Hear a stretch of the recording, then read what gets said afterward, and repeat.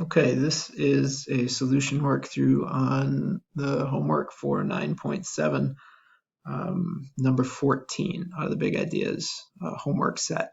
So on this one, they've given you an angle and two sides, and they specifically gave us the 104 degrees across from the 25, and then we have this 16.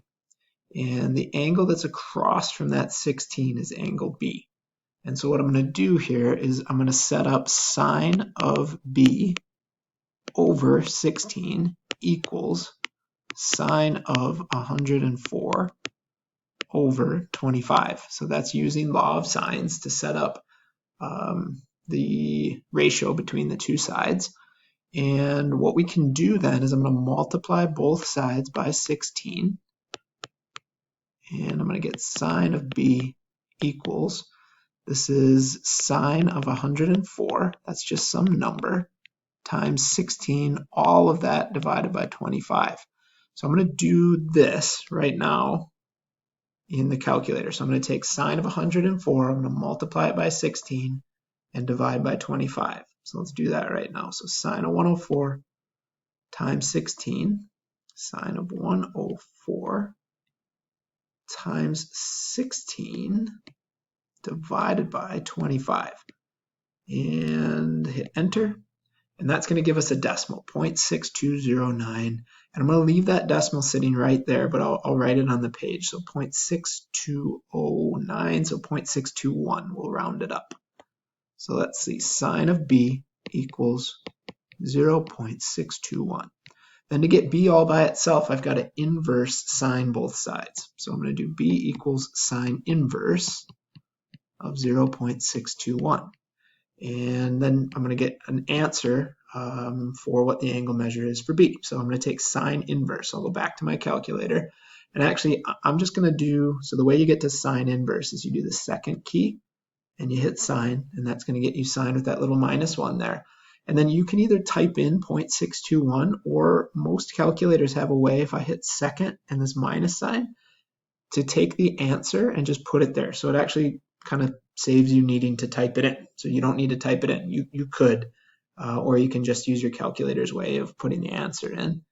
And you get 38.388. And just so we make sure we'll show it. So if I'd done second of sine, so sine inverse, and I had typed in 0.621. I'm rounding it, so I'm going to get a slightly different answer, but it should be really close to the 38.388. So I'll hit enter, and that's 38.389. So they're really close to each other. So whether you use the answer or you type in just the number that you have is fine. So again, 38, and we'll go to the nearest tenth. So 38.4 degrees. So let's go back to here, and we'll say 38.4 degrees. So that's angle B. And then angle A we can now get. So we've got angle B. We can get angle A because we just do 180 minus 104. That's the first angle they started us with, minus 38.4. So if we do 180 minus 104 minus 38.4, let's see, I've got 180 minus 104 minus 38.4. That's how many degrees are left over in the triangle. So 37.6 degrees. So that means angle A is 37.6. So now I've got angle A and I've got angle B. And the last thing we need to go get then, so let's see, we got angle A, we got angle B. So the last thing we need to get is side A. Side A is right here. It's across from angle A. So the way I'm going to get that, I'll try to keep the picture there. I'm going to do A, little a. So I'll do a little, there's one piece. Here's another piece that we solved. Now I'm going to say A divided by sine of 37.6 equals, and then I'll use the 25 and the 104 again. 25 over sine of 104. And to get A all by itself, I'm going to multiply both sides by the sine of 37.6. So I'll have 25 times the sine of 37.6 divided by sine of 104.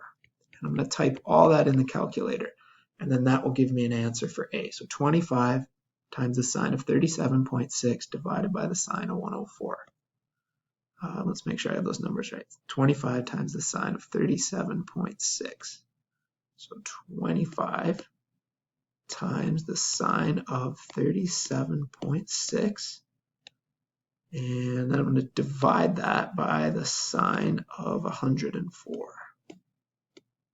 So I'll type all that in, hit enter, and that's the answer, 15.7. So I'll go back to here. A is 15.7.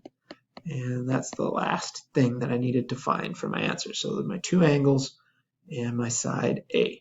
And that's it. And that's the end of the problem. That gives